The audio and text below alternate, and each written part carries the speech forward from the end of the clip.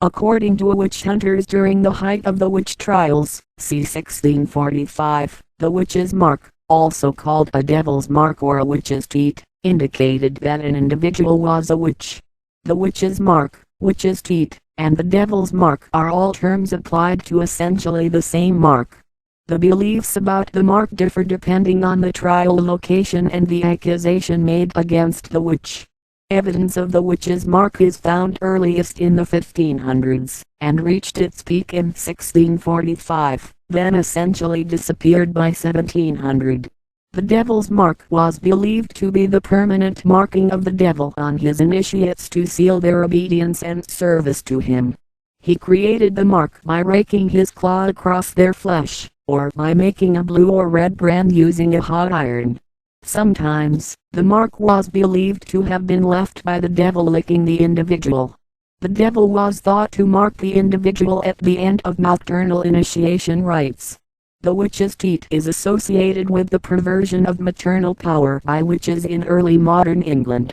The witch's teat is associated with the feeding of witches' imps or familiars. The witch's familiar supposedly aided the witch in her magic in exchange for nourishment, blood, from sacrificial animals or from the witch's teat. It is also where the devil supposedly suckles, when he comes at night to bed his faithful servants, sometimes impregnating them with his seed. Once the devilish half-breed has been conceived, the cambion may only feed upon this teat and no other. Folklore suggests that on the 7th day of the 7th week of consecutive feeding upon the teat, the cambion would grow to adulthood immediately and begin wreaking havoc with a range of demonic powers inherited from its supernatural father. However, should the ritual be disrupted during the 49-day period, the process has to restart all over again. It was believed that the marks were applied to secret places, under the eyelids, in armpits and body cavities. Being found to have this mark was considered undeniable proof of being a witch. All witches and sorcerers were believed to have a witch's mark waiting to be found. A person accused of witchcraft was brought to trial and carefully scrutinized. The entire body was suspect as a canvas for a mark, an indicator of a pact with Satan. Witches' marks were commonly believed to include moles, scars, birthmarks, skin tags, supernumerary nipples, natural blemishes and insensitive patches of skin. Experts, or inquisitors, firmly believed that a witch's mark could be easily identified from a natural mark. In light of this belief, protests from the victims that the marks were natural were often ignored. Authorities in the witch trials routinely stripped an accused witch of clothing and shaved all body hair so that no potential mark could be hidden. Pins were driven into scars, calluses, and thickened areas of skin, the practice of pricking a witch. Customarily, this routine was performed in front of a large crowd. Medieval inquisitors also believed that the devil left invisible marks upon his followers. If after stripping and shaving, the accused witch was found to have no likely blemishes, pins were simply driven into her body, until an insensitive area was found. The search for witches' marks had disappeared by 1700. The violence used against accused witches in order to discover the witch's mark included torture. To try to force a confession, priest applied hot fat repeatedly to Catherine Boyer-Ains's eyes and her armpits, the pit of her stomach, her thighs, her elbows, and Dan Sanacher and Dutch in her vagina. She died in prison, no doubt from injuries. It is also noteworthy that, although both men and women were accused of witchcraft during the witch hunts, the search for the witch's mark is specific to women. During the witch trials in early modern Europe, individuals were employed to help aid in the discovery and conviction of witches. These individuals were given the title witch finders. Perhaps the most famous witch finder was a man named Matthew Hopkins, circa 1620-1647, who claimed to be the witch finder general.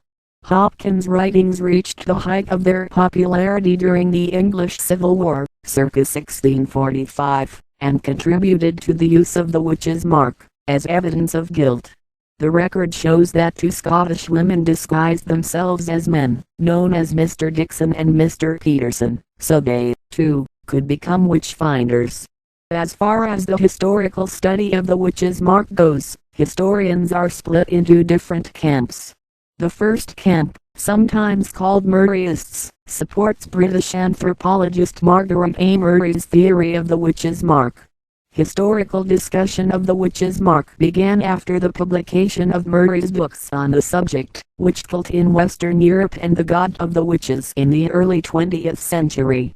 Her writings argue strongly that devil's marks were in actuality tattoos that identified members of an organized pagan religion that she believed flourished in the Middle Ages. After the publication of her work, the historical community became divided between Murrayist and non-Murrayist scholars. When the witch cult in Western Europe appeared in 1921, it broke this deadlock. Yes, said Murray, witches had indeed been up to something of which society disapproved, but it was in no way supernatural. They were merely members of an underground movement, secretly keeping pagan rituals alive in Christian Europe.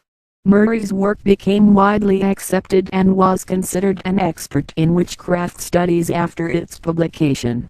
Murray is also credited with the renewed interest in neo-pagan religions, and later, Wicca, which occurred after the publications of her books.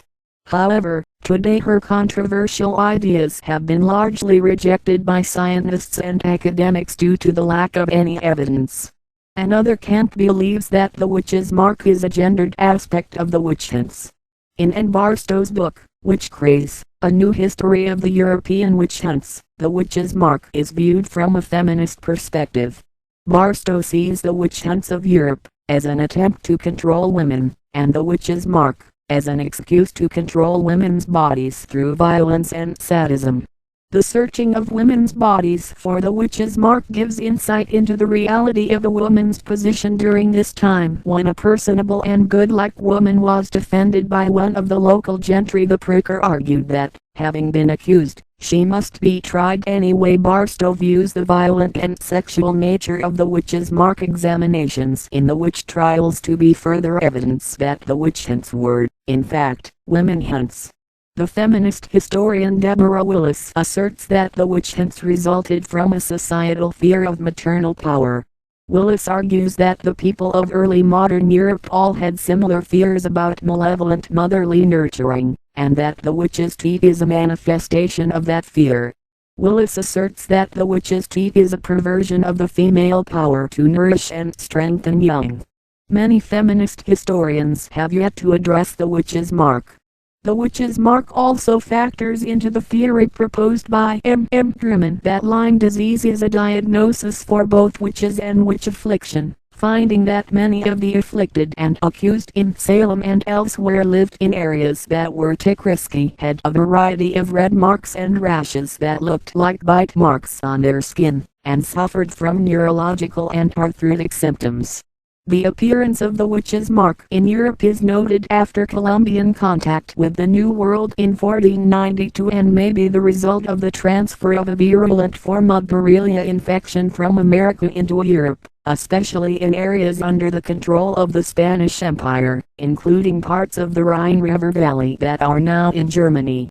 This topic is the subject of a recent work in the study of witchcraft. This theory is an expansion of the idea first proposed by Lori Wynne Carlson that the bewitched in Salem suffered from encephalitis. Neurological Lyme disease is probably the only form of mild or acute encephalitis that is accompanied by a round red mark or bullseye rash on the skin, which can appear after tick attachment. Various other historians have addressed the witch's mark. In his book Witchcraft, Magic, and Culture, Owen Davies describes the witch's mark as an established folk belief during the early modern period. Dismissal of the witch's mark as a folk belief and nothing more is the view of most historians regarding the witch's mark. In modern paganism, it is widely believed that a person seeking to become a witch will receive a mark or series of 3 marks on his or her body in the 7th calendar month or 7th day of a month, or during the 7 o'clock hour. This mark is not a negative omen, but rather an honor and sign of initiation into a magical path. L.